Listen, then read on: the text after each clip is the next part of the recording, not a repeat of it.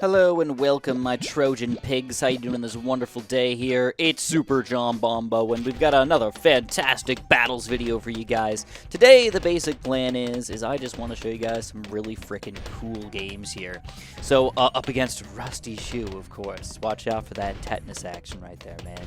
That's scary. Tetanus, if you guys don't know, is a pretty scary disease, and I'm really glad that most people get the tetanus shots. If you don't get the tetanus shot and you get lockjaw and you get actual tetanus, oh my god, you're gonna live a terrible, terrible life if you live at all. Let's just put it that way. So, yeah, well, yeah, why are we so negative? Let's get positive, alright? We're gonna totally own some Rusty Shoe action today. On top of that, I'm gonna show you guys 3 of my most recent super epic games. I enjoyed all 3 of them. We do some sort of crazy stuff in here, but we're playing in old school mode. That means powers are not allowed at all. You don't even get a regular battle energy, balloon energy, or, road spikes. None of that nonsense, alright? It's just all straight up, pure, unadulterated skill, some might say. Unadulterated, well, I mean, when are we going to make this adulterated, Chris? Oh my goodness. So many things we can do here. So, one thing you're going to notice is this guy's going to do a ninja mortar strategy, which on this map is really not that bad, but starting is a little bit rough. And that's where we're going to take this advantage from this guy. Basically, if you look at farms, he's got 3, I've got 4 farm units. Obviously, I have a slight lead on this guy because we basically forced him to build not only a $500 ninja, a $750 mortar, then he had to upgrade his ninja up to 2-1 or whatever to just defend here, maybe get his mortar up to 0-1 as well. Like, he spent a lot of money, but I'm just chilling here with a lowly cost. 850 cost Dartling gun plus $600 upgrade. That's it. He defends almost everything all the way up to roughly round 8 here. So I've got a lot of extra money here. And then what I decided to do is I say, screw it. He's got a pretty good mortar defense here, but I'm going all in, baby. We go for a regen white-yellow combo rush here. It does devastating amounts of damage, but he makes a very, very horrible, terrible, unbelievably bad mistake. This is what he does, guys. He decides to sell his farms to get a 4th year ninja. And you know what? Maybe, just maybe, if he didn't do that, he might have lost the game. But I severely doubt that's what would have been the case. I think what would have been the case is this guy would have just lost maybe 40, 50 lives. That would have been okay. It would have sucked a little bit, but at least he would have kept his farms. He would have kept himself in the game. But right now, he's not in the game. All right. So, what we decided to do on our side, if you haven't noticed on our side over here, is we decided to go for a double Dartling gun, 3-0 boomerang defense here. This is going to keep the boomerang's going to keep the grouped balloons at bay. The Dartling guns are going to keep everything else at bay, including the camo balloons. One thing you got to watch out for, though, is I have no camo lead popping power unless I spend $1,000 on my Dartling gun here. So what I decided to do is to go for a 2-2.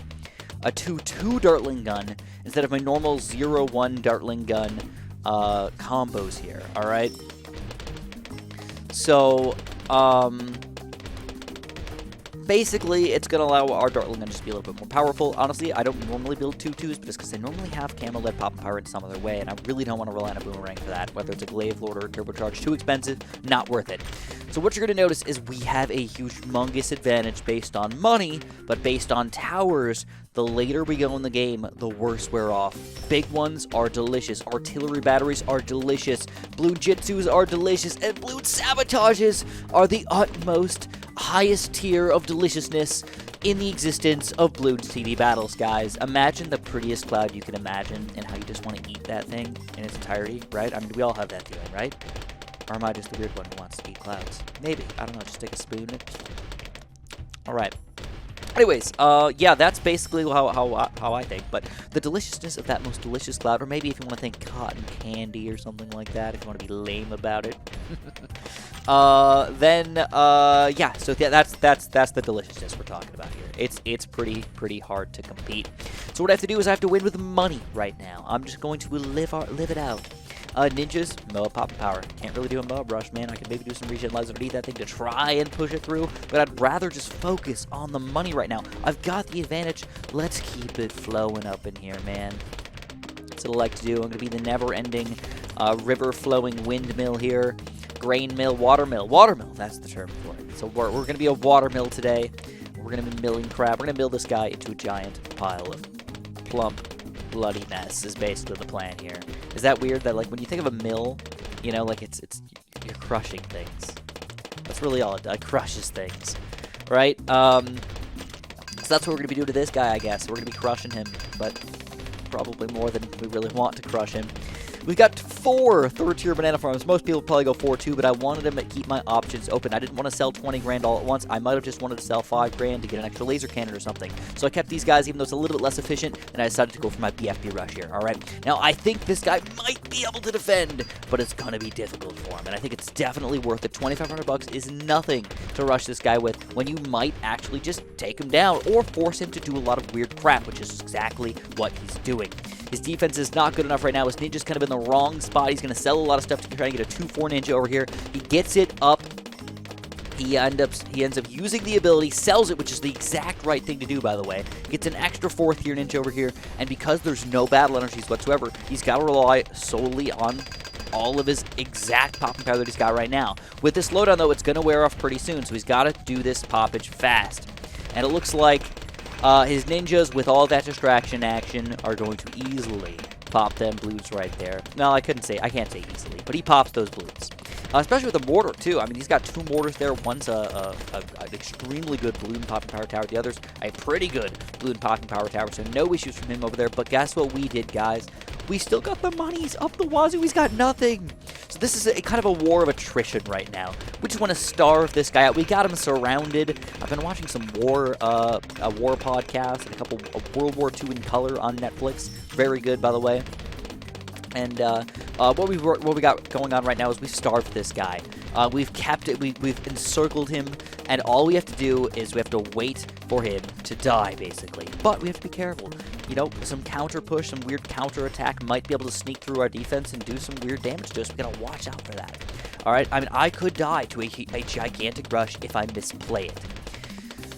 So we've got almost no money in regular money. But the money's going to be flowing in very, very quickly out of these farms. And I can easily sell this for, what, $30-something thousand? Like, imagine the amount of defense you can get with 30 grand, dude.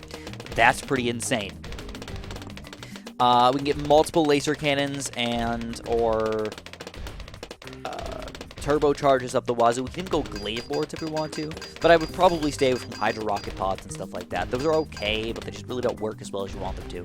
So anyways, with this amount of farms coming in, the money really does flow in, though. You can tell I was just at $0, and now we're at $9,000, $10,000, $11,000. What the heck just happened there, dude? But we are starting to struggle a little bit against these Bloons. So you want to be patient, but careful, but exact. We're going to be the X-Acto knife here, all right?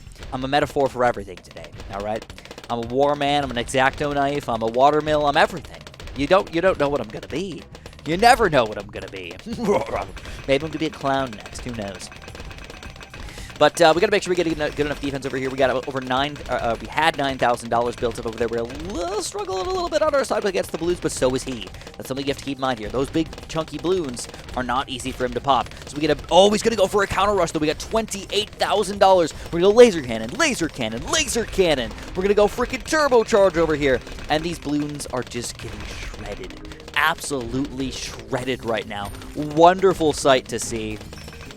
He didn't try to defend this, oh my god. He decided to go for the full-out counter rush there, which was probably, sadly, his best play. But with our good micro, with our turbocharged army over here, we just absolutely destroy them. And Rusty Shoe is no more. The tetanus has gotten to him.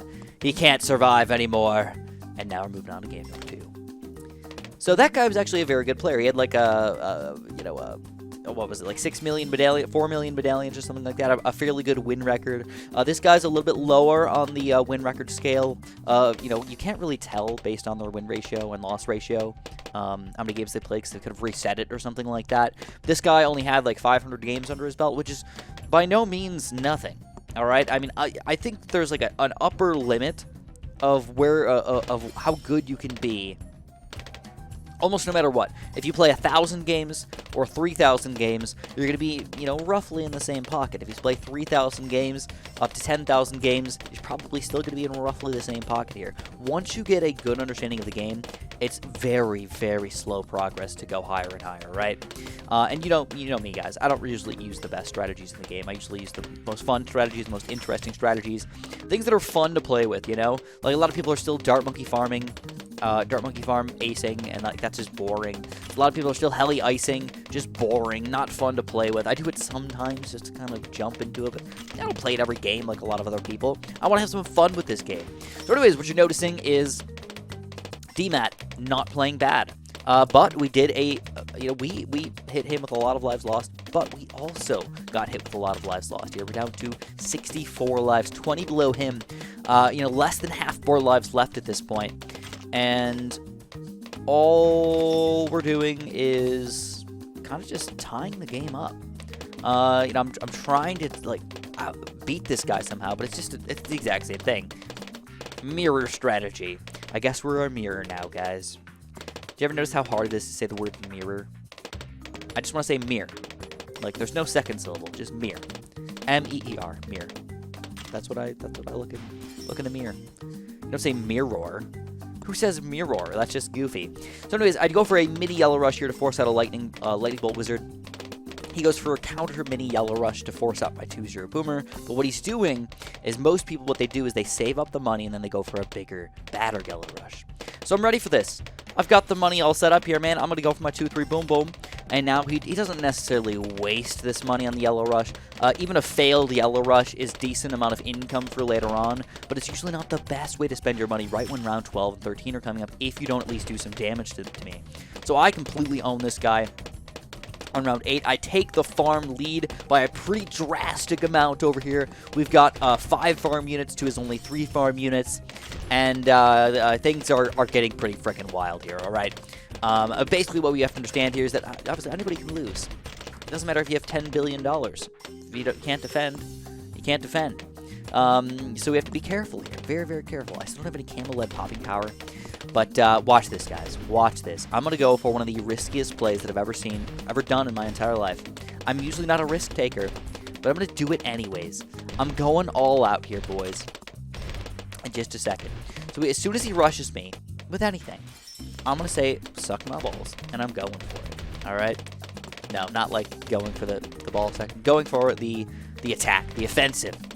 And what I want to do is I notice this guy does not have any good group popping power. Even wizards are not good group popping power. So I start with a couple. Regen Rainbow. Whoa, Chris, you said Regen Rainbows suck. Why you rush with Regen Rainbows? Because he's got no energies, dude. He's selling all his farms out there. He's trying to get some destroyers going. I go Regen Zebras, Regen Rainbows, Regen Zebras, $10,000. Sell literally every tower I've got for an all-out Regen Rainbow rush. $15,000 worth of rainbows right there. That's how you win some games. When there's no energies involved, you can do some wild stuff. If your opponent does not have any good group popping power, a Maelstrom, a Turbocharge, even like 3-0 Boomerang or something like that, a Ring of Fire, sometimes you just go for them all outers. And we notice the Wizard and the Boat with no random. Sometimes the random can get you here. We know there's going to be no randoms involved. We know that he doesn't have any good group popping power whatsoever, and that's a good late game loadout. Boat Wizard, fantastic. Insta-killing any type of balloon. Have camo, regular, regen popping power, Moab popping power. You got everything. But full-on group popping power you just don't have. You just can't get it. It's not impossible, but it's very difficult to get. So now we're up against Candy Skill, which is a very good player, very fun person, by the way. I enjoy Candy Skill as a person. I don't know if that's the best way to put it. I like him. All right, let's just say that. He's a nice guy. He's always been a nice person. And so I know who I'm going up against, though. That's one thing I want to point out. His record is not what it said, basically. It said there was like 160 to 100, so I wasn't even sure if this was the real Candy Skill. I don't know how many people copy random people's stuff, but I was like, whatever, let's just go at it, man. We're going to give it our best strategy. So I'm gonna use the exact same strategy we used before. A Boomerang Dartling Gun combo. It worked fantastic last time. I got some practice with it. I'm feeling pretty good. So one weakness to this strategy is right around Moab BFB territory. You kind of have to spend a lot of money to get that going. But in the early game, holy crap, dude, you're freaking set. So we got our Dartling Gun here all the way up until round 8. He doesn't go for the yellow rush against me, which I think could have really done some damage to me. But we kind of forced him into, like, the back wall here. We rushed with a lot of blues right on round 4. We rushed with a lot of greens right on round 6. Green-black combo. We forced Racer Rotors here. out of our Helipilot player here, and that just kind of cost him a little bit. Based on farms, against a Helipilot player, you should not be up, but we are currently up. And we want to keep that lead going. Every single small little baby lead that you have is going to lead to more and more and more. But I'm a little bit afraid. I really don't have a good defense right now. It's okay, but it's not good. I get a quick 3-2 boomerang over here. This is going to help deal with these regen lets, and surprisingly, losing no lives at all. What? I was actually a little bit surprised by that. I was expecting to lose lives there, but with the Dartling gun for cleanup, we do an amazing job there, guys. All that $1,000 regen led rush that he just sent out against us, garbage. Does nothing.